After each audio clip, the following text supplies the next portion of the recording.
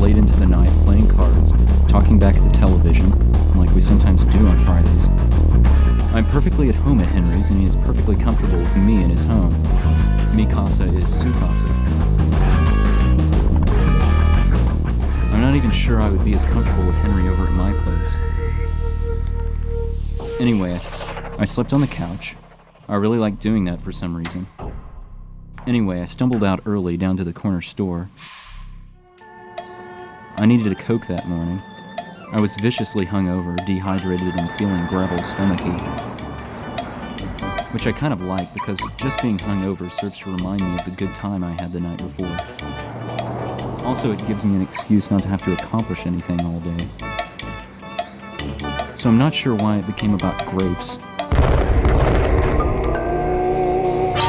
They were there at the corner store, on special.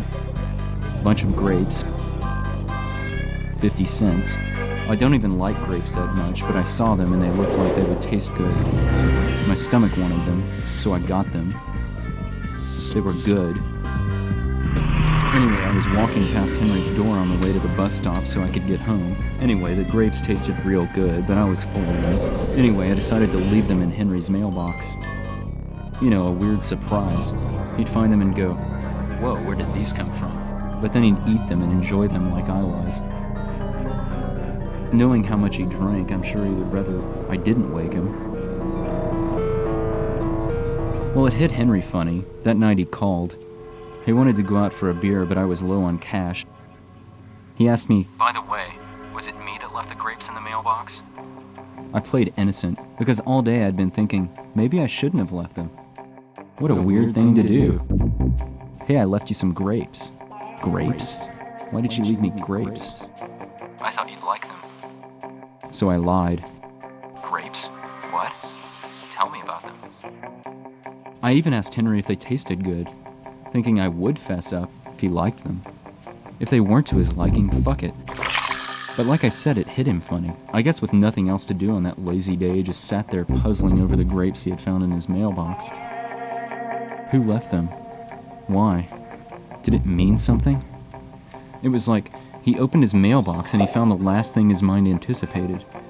He was thinking, mail, leftover paper scraps, dust, UPS sticker, maybe even a bug or two.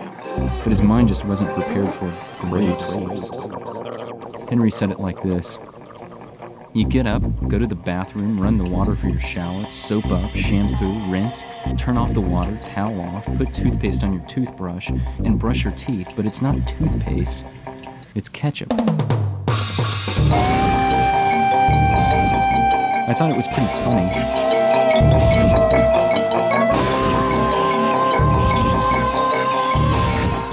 The next day I went to the store and got another bunch of grapes.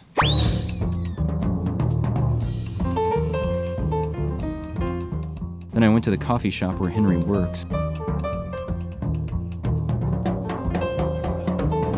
I tossed a few grapes behind the counter.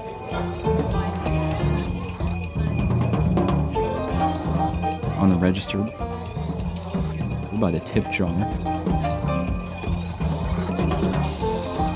I put one on top of the toilet in the men's room.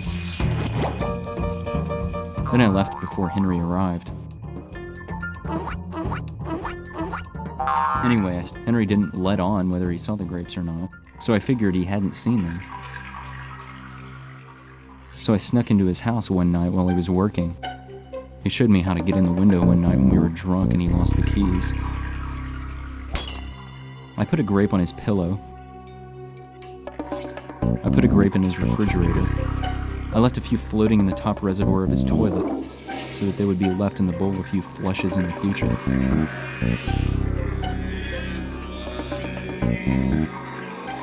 I put a lot in a lot of places I don't remember.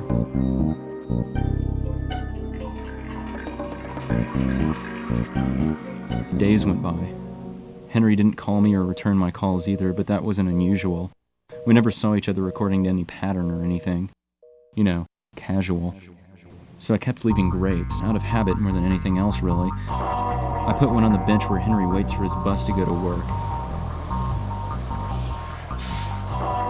I even mailed him a huge empty shoebox with only one grape in it rattling around. I was getting nuts at this point. I had to know, was it working? I mean, it was a pretty elaborate joke. So I phoned him. I asked him, did he want to go get a beer? He said, no, not tonight. So I said casually, has your mysterious grape friend delivered any more to your door? I said it with a laugh, you know. Ha ha, wasn't that weird, someone leaving grapes?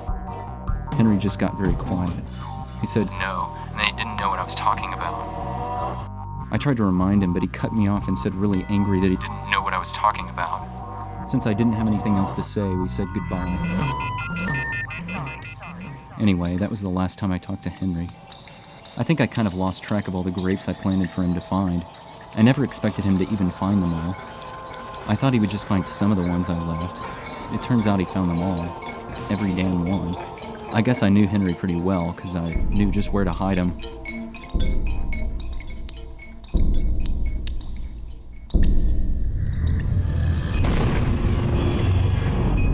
Henry was committed to an institution. The neighbors complained about the noise.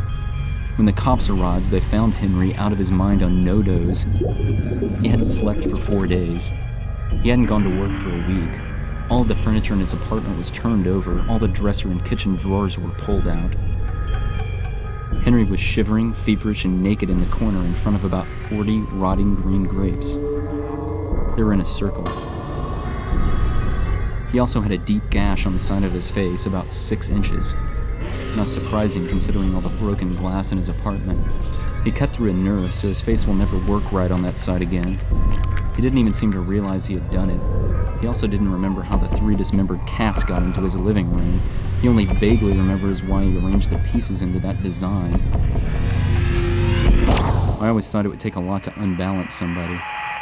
But I guess it only takes about 50 cents worth of grapes if you know what you're doing. Or something else.